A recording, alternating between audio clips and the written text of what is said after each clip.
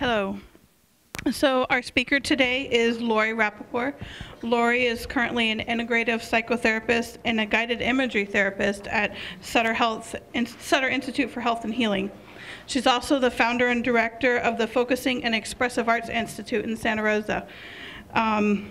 She's the author and editor of Mindfulness and Arts Therapies, Theory and Practice, and the author of Focusing-Oriented Art Therapy, Accessing the Body's Wisdom and Creative Intelligence.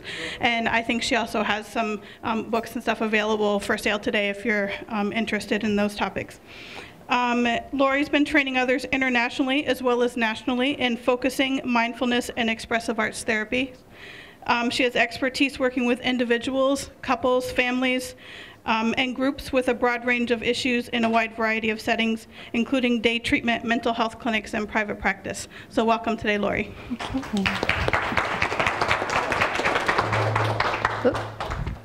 Okay, I'd like to first of all thank Erica and Recamped and all, for inviting me, and all of you for coming here today. So, I was sitting there and I was looking at the title and I was like, wow. Tools for self-compassion, self-regulation, and accessing the body's wisdom, focusing and expressive arts in an hour and a half is what I was thinking. So I think we'll think of it as a taste today, but I hope it's a really good taste. I'm also getting used to the technology. I'm so used to pushing the computer, but Kelly is going to help me. So yeah, you can go to the next slide. So what I want you to just have a sense of what we're going to do today. And I'm going to tell you a little bit about my background, and then actually teach you some things both about focusing and the expressive arts, and including the history of focusing, something about the focusing attitude. These are the main concepts, felt sense, focusing process that I'm going to go over with you, and something about the expressive arts. And then with both focusing and the expressive arts, it's really hard to fully get it unless you do a little bit of practice. So I'm going to intersperse some little bit of practice into the presentation. And what I like to say about practice is, people are in different places, and sometimes it feels, yes, I really want to do something a little bit experiential. And then sometimes you're sitting with a lot of stuff that you feel like, you know what, I actually don't want to kind of touch anything in there. So I like to make it a safe place for you to sense into yourself and figure out what's right, because learning happens in all kinds of ways. It happens, some people like the experience, and other people love to listen and to be present. So I think as long as we're all present in the way that feels right, that's what will work well. So I encourage you for that. Okay? And then I'll intersperse some clinical examples and go over the benefits of both focusing and the expressive arts. So like the 30 years, 40 years, I was thinking when you said how long you were an art therapist, I was like, oh, wait a minute. I have to count that. Let's see. I can tell you I got my bachelor's degree in 1975, so you can do the math. So it's a long time. And just briefly, through my own being a teenager, that adolescent angst, I found the use of art, that it kind of reached something inside that words didn't. It also reached something and gave me something of healing when I couldn't talk to anybody. And so there's a lot that the arts do to help capture experience that is beyond words or when you have anybody else to talk to. And you'll see the art itself can also be like a listening reflection, a mirror. And then briefly, I discovered focusing when I was in graduate school, and I was studying counseling and psychotherapy and the expressive arts. And when I learned focusing, which I actually first got introduced through a therapist who was doing something called focusing, which I had no idea. She would actually go like this. I'll just give you a little image. I'd be the client in therapy because they said, when you're in graduate school, it's really good to be a client, so you know how it all works. So, you know, there's when you're sitting with someone and someone begins to talk about something and feeling starts to emerge, right? Starts to come up. And it's a bit unclear or not yet formed or known. And she would go like this. She would say, she sat really quietly and she'd say, and can you sense how that is inside? And that's what she did. And what she did was she did that nonverbal gesture, but she allowed a space. And in that space, it allowed me to kind of hear something deeper inside. And then somehow an image often came, and I thought, wow, here I'm studying expressive therapy. This thing is focusing. Somehow they just seem to go together. So I have spent the last, I don't know, 40 years combining focusing with the expressive arts. And so I developed Eugene Genlin, who's the kind of developer of focusing. He says he didn't actually create it, he discovered it, because it's a natural human experience, which I'm going to talk about.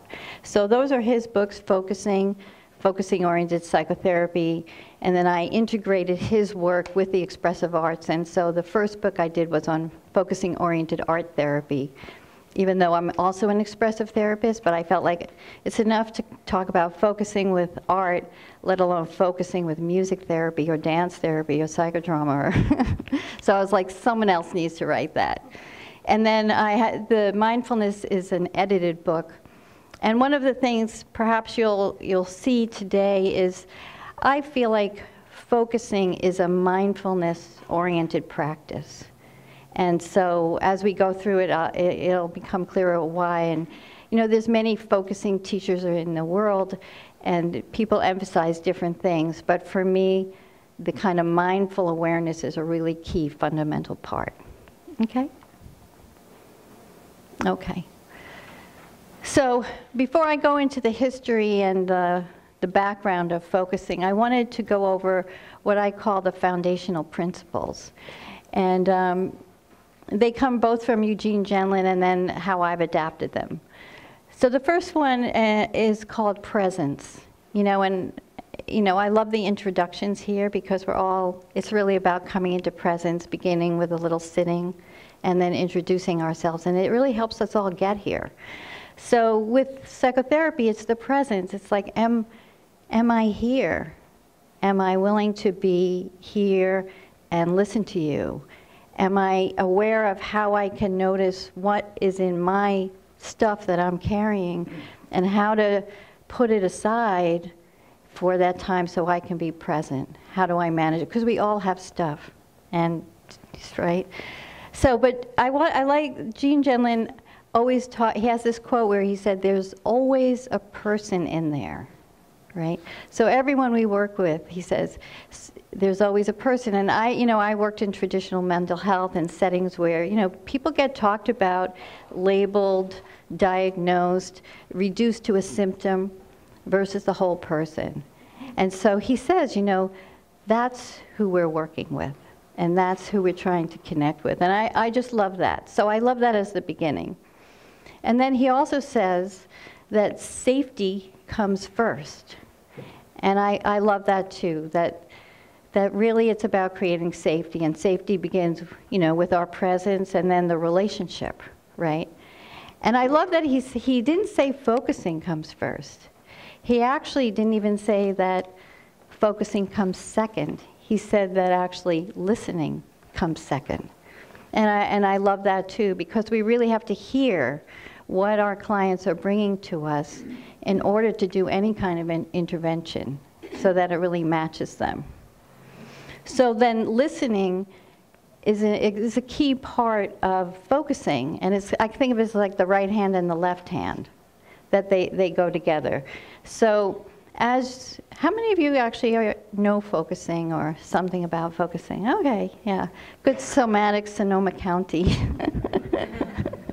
I moved from Boston here. I was in Boston for 30 years, and I'm originally from New York. So it's definitely a different culture, and my experience is it's so much more common to like have an embodied sense. So I have a quick question. Yeah. Could you say again about why safety comes first?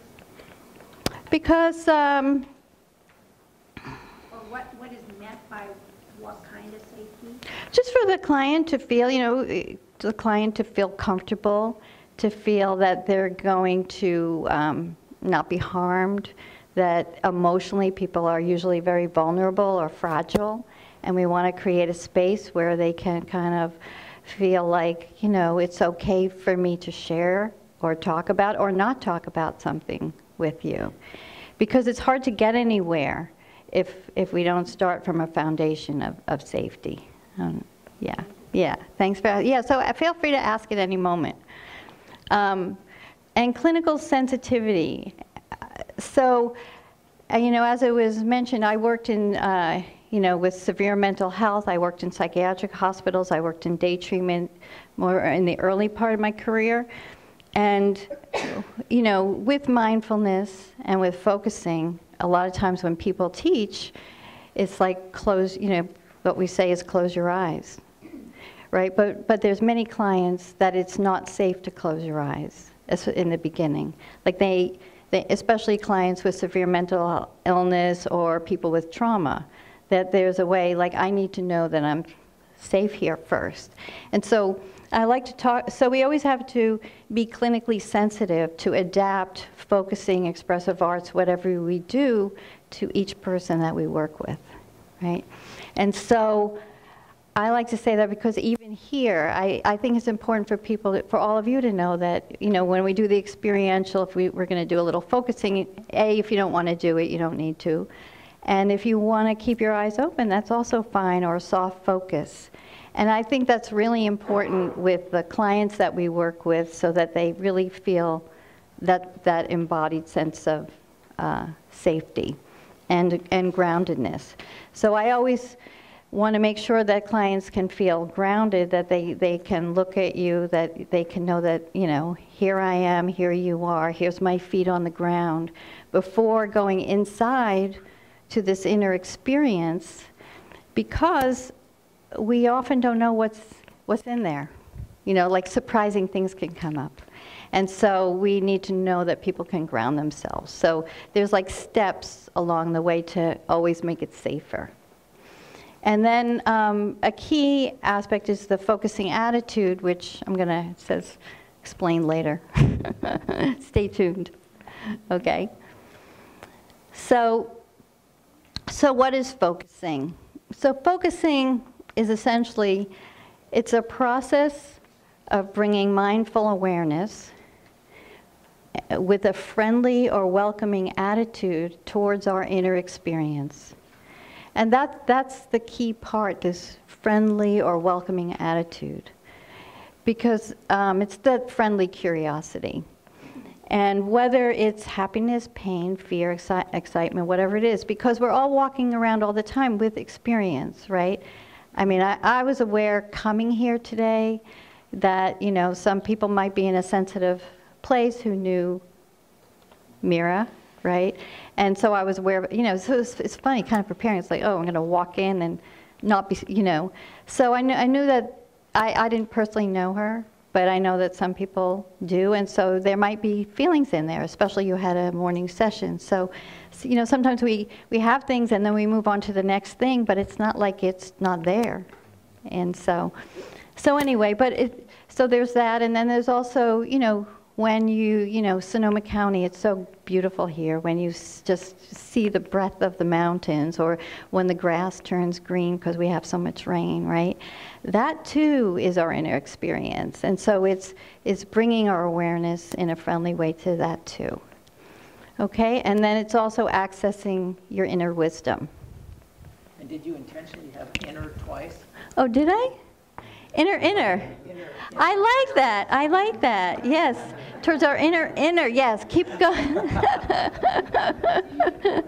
That was good, because I kept saying to myself, spell check. And I don't think I did, but it wouldn't catch it. It wouldn't get, right. Yeah. So are you assuming that everyone has an inner wisdom? That is really a good question. Let's see.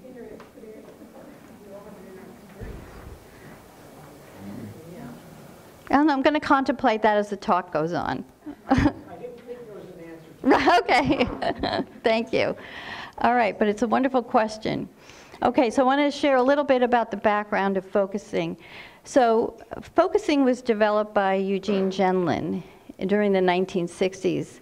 And I think it's really important to think back to the 1960s, not just that it was like a countercultural movement, but think of psychotherapy before 1960, right? Because it was mostly a psychoanalytic orientation. And so, today we have so many kinds of therapies, but it's important to think back to the impact of this. So Carl Rogers, Eugene Gendlin was at the University of Chicago with, and Carl Rogers was also teaching there during the same time.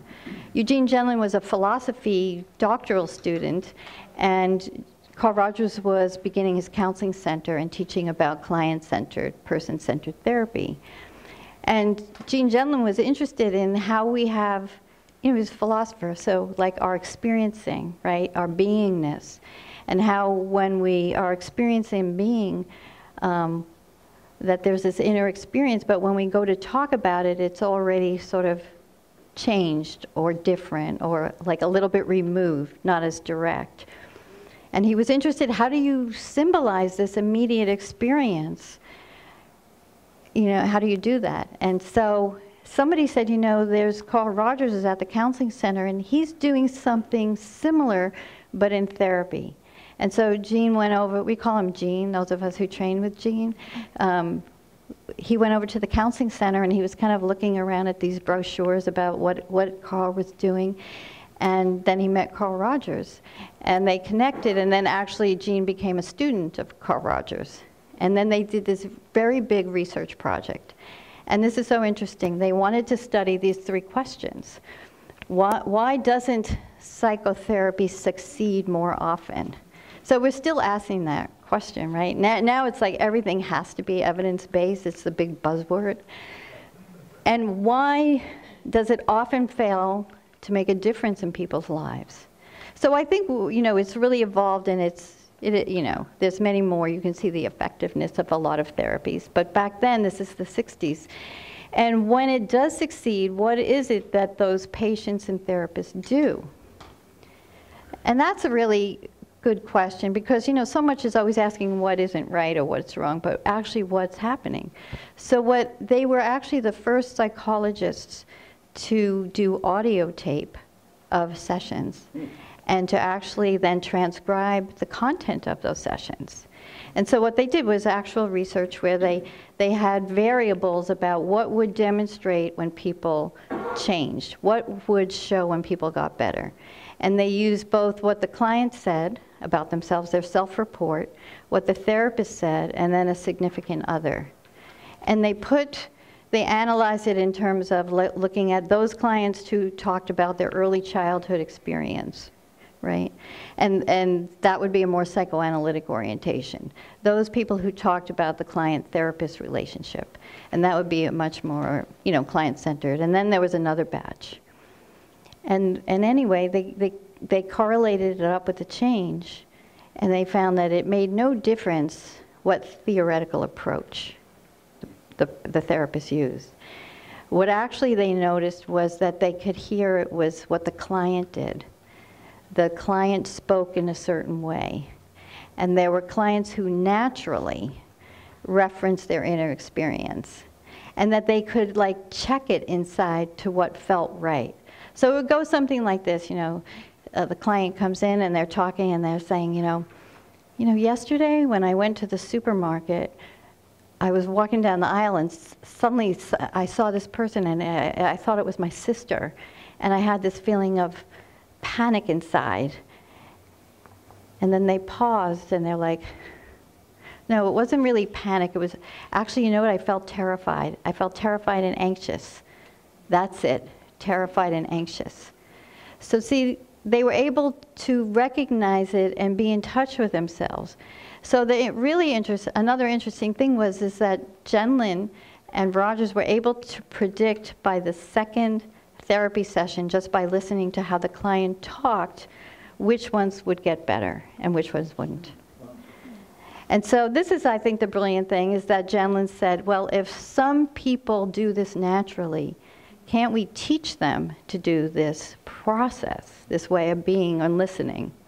And so that's how he developed focusing. And so, you know, because we only have an hour and a half, he developed a method to teach people how to do it.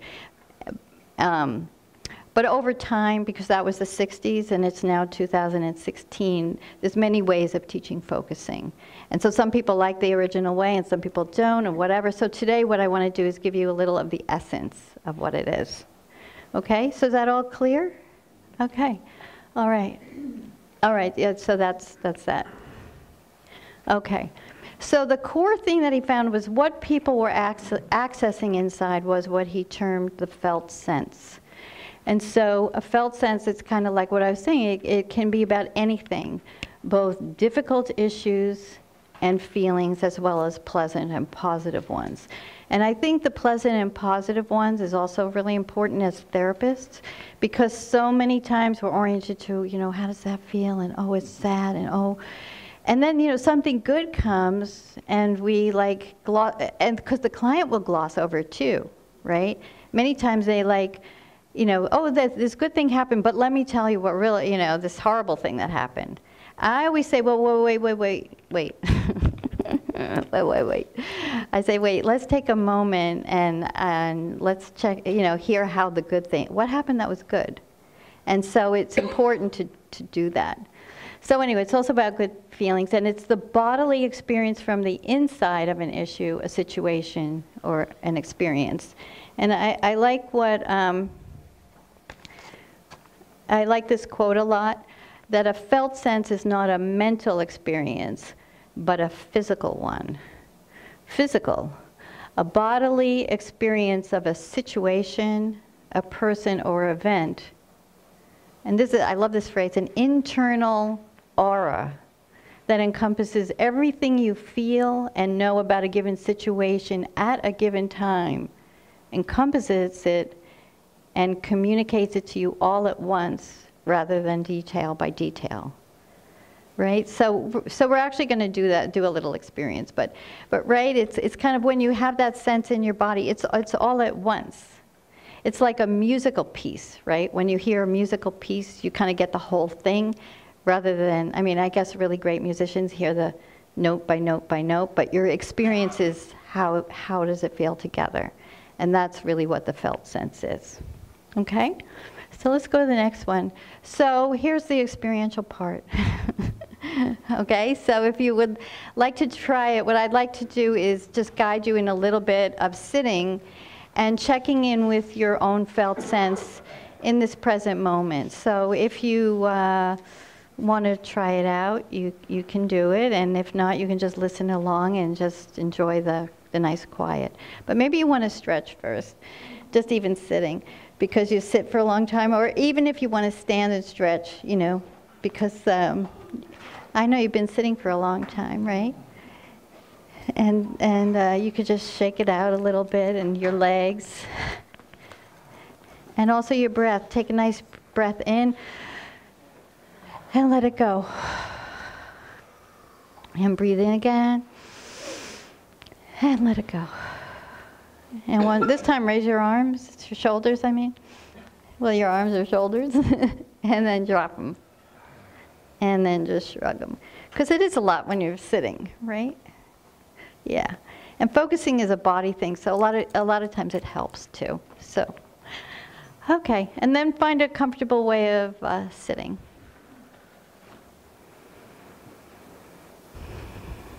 And so just finding a way to sit comfortably in the chair. And then just begin by noticing your breath as it comes in your body and moves out of your body.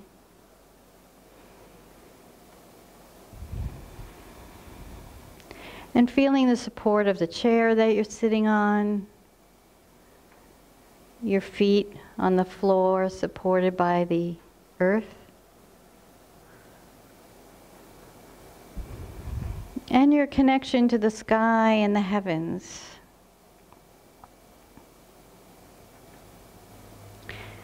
And then as you breathe, just gently following your breath down inside to your body. And just noticing how it is on the inside in this moment.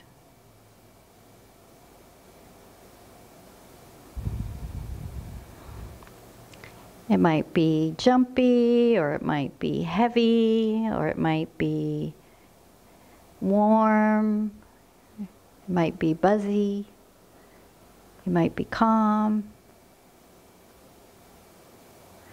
So just noticing. And just seeing if you can be curious and friendly to however it is inside.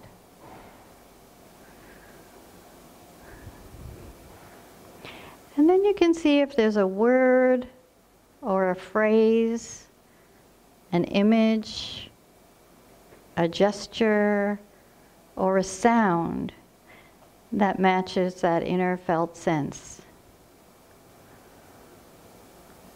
A word, a phrase, an image, a gesture, or a sound that matches that inner felt sense.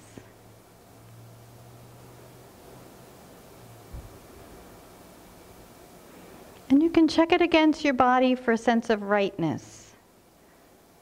If it's not right, just let it go and invite a new word or phrase, image, gesture, or sound to come.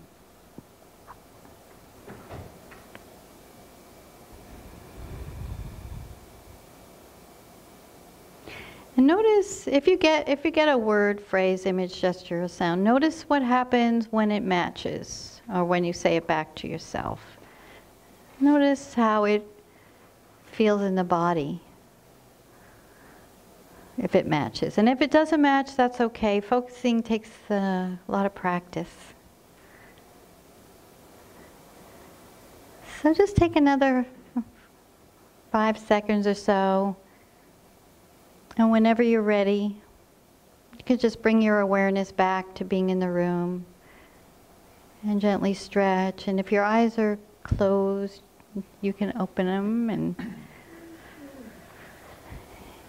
And then what helps is to actually share it if that feels comfortable. If you don't want to share and someone wants to share with you, just say you don't, you just rather keep to yourself. But we'll take about 2 minutes each way.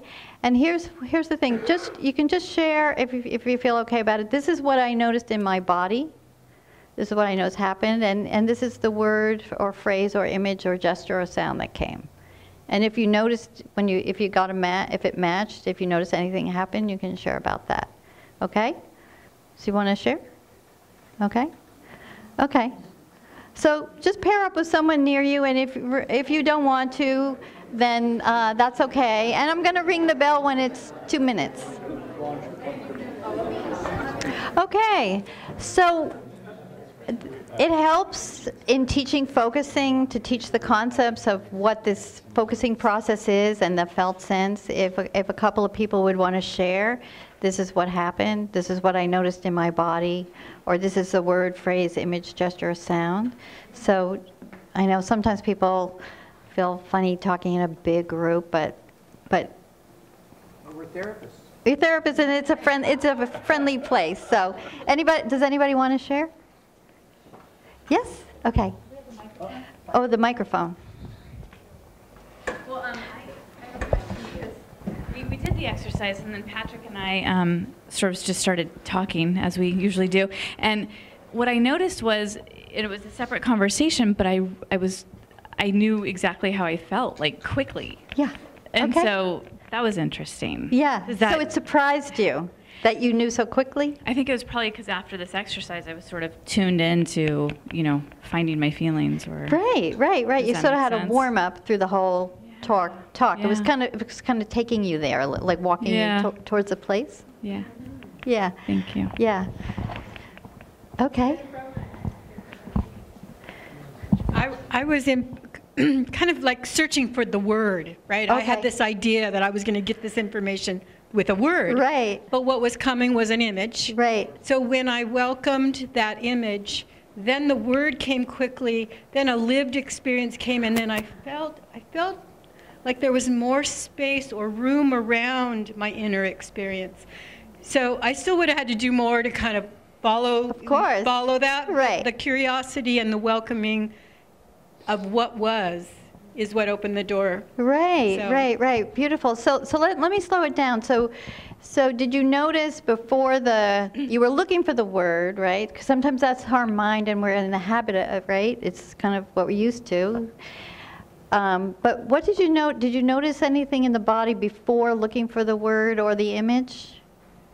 Energetically, that's where I just feel a sense of either tight or loose. Okay, so And where? Like up, it was moving all over. And all over the body. And the word chaotic kind of wanted to come up, but that didn't match. Right. But this image then was coming, Right. and I could see the movement, and then it was like, oh, it was like a big city with lots of cars moving in all different directions, and it was like congestion.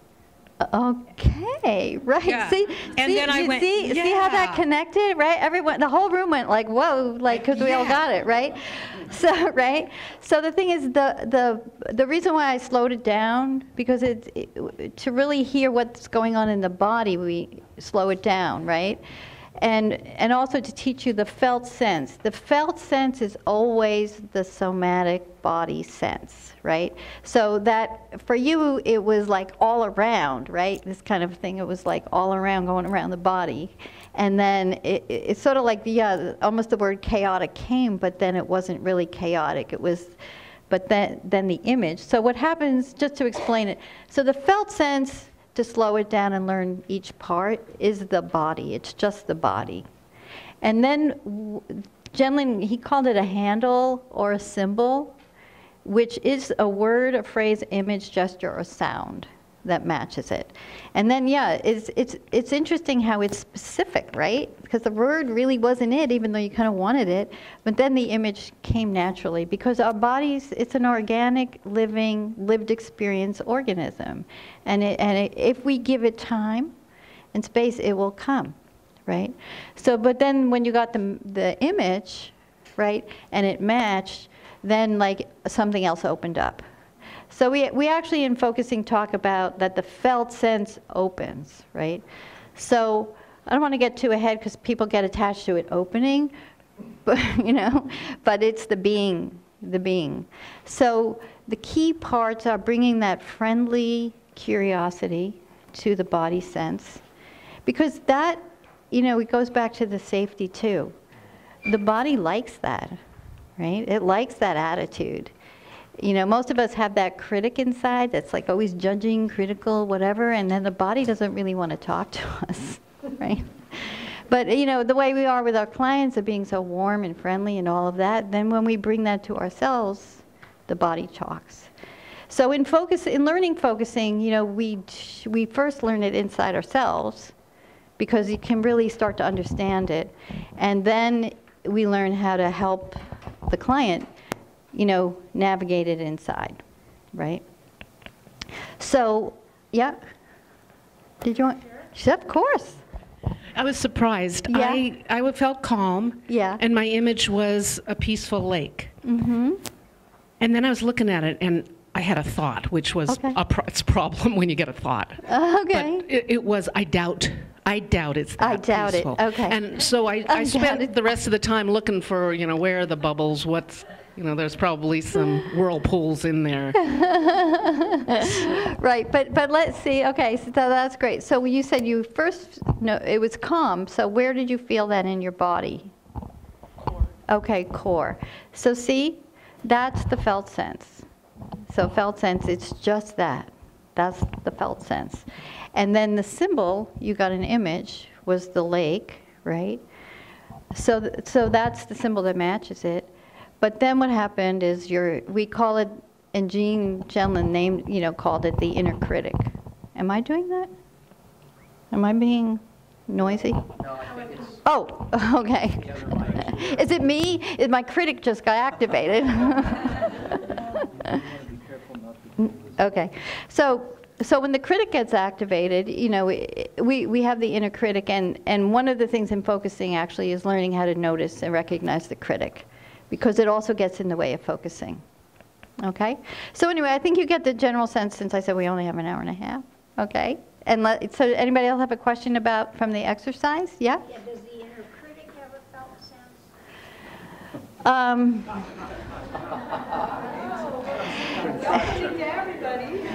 Yes. What, contraction? Right. Oh, yeah. So that's how it feels, right? So that's an interesting question because it's like, is it the felt sense of the inner critic or how the inner critic, our felt sense of the inner critic? Right? But so what you're saying is when the inner critic is activated, it's contracted, right? Yeah. So Jean talks about how, yeah, so learning how to work with the critic. One of our colleagues who's a focusing teacher in the Bay Area writes a lot about the critic. It's interesting, like Jean would talk about his approach to the inner critic is you know, just to, you know, wave it goodbye, like, hey, take a seat out there, right? Actually, the first one of the times I heard Jean give a talk, and when he was talking about the inner critic, and he said, have you ever noticed that the critic has nothing new to say? When he said that, it went straight through me. It was just like it pierced my inner critic. It was like, okay, you're covered now. You're like, I don't know. And so it helps me because it really doesn't have anything new to say. So it helps me become aware of it. And that's also where mindfulness is really helpful because you can become aware of it. And then, like, you know, there's strategies for setting it aside, which actually I'm going to show you something else that is a setting aside. Okay, any other questions? Okay, I think it's time to go on. Okay. So, you know, many people, like probably when John learned focusing, right, you didn't learn expressive arts with it. Most of the focusing people really did it in this verbal, focusing inward way. But as I said, because I'm, into, art therapist, expressive arts, it seemed so natural that when that image came to just make the image. Right? And so, where did you go? You're, oh, there you are, yeah. So, you know, like you could have just made something from that beautiful lake, right? That's for me is the felt sense, I call it the doorway to the expressive arts. That it's very natural to go from the symbol, if it's a word or phrase can become a poem or creative writing, right? An image can become visual art expression, like that so clear could become a painting or something, a collage even. The gesture, sometimes people get a gesture, it's like this, you know, or it's like this, right? And then this, you know, if you do dance movement therapy, you could like have the person embody it and kind of then, you know, move with it. Like, so what is that like? You know, like exaggerate it, and it could become a dance exploration. And then the sound, sometimes people get it's like, ah, right? Just thought I'd wake you up. And then it could go into more expressive arts, sound or music. You know, you can use an instrument to express it. So it's really helpful for people who are interested in exploring the creative parts, or for people who are less verbal too, who are open to that. Okay, so next one. So I thought I'd share with you an example. This was actually a student of mine, and I was teaching graduate school in a class on focusing-oriented expressive arts. So that's what I named the approach of integrating Jenlin's focusing with expressive arts. So I did what I just did with you, right? It was in a class, actually. So I led the class in focusing, and then the person got an image, and then she drew this. So this was a woman in her 30s who was in graduate school and got suddenly diagnosed with a rare illness. And it was a very chronic, life-threatening type of illness, autoimmune kind of thing, that she actually had to go on chemotherapy, different infusions and things like that. Her concentration, like, you know, her brain got affected. She couldn't concentrate very much. She had to stop working. You know, her life got really compromised, and it was really hard. Fortunately, she was taking this class. So what was really nice is because she wrote a paper about it, and she gave me permission to share her art and her writing, because she really, you know, sometimes with clients it's hard to get exactly the processing of it, And so here's what she said about this drawing. She said, before I began using focusing with art, I thought of my pain and anger with hatred. The illness is symbolized as a creature with black claws inside the human figure in red. So this, right, creature as an illness, because that's often with people who, you know, have an illness. It's like something attacks your body, it invades it, and that's how often people feel. And the creature is clawing and scratching inside my body, leaving bloody red scratch marks. Which of those? So you can feel the rawness and the pain, right? So then we were working with the focusing attitude. So sometimes I just help people. So imagine what it would be like to be friendly to that.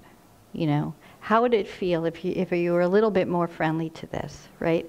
So in expressive arts, or just in therapy, it's actually really helpful sometimes to imagine what it would be like, because it actually helps people find that experience. So do you know how to do this? Oh, there you go. So she focused again, this time imagining what it would like to bring this focusing attitude more to the illness. And here's what she said.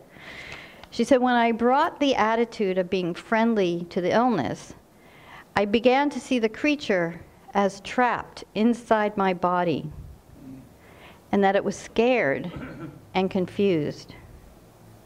It wasn't evil, and it meant no harm. It was innocent and trying to get free.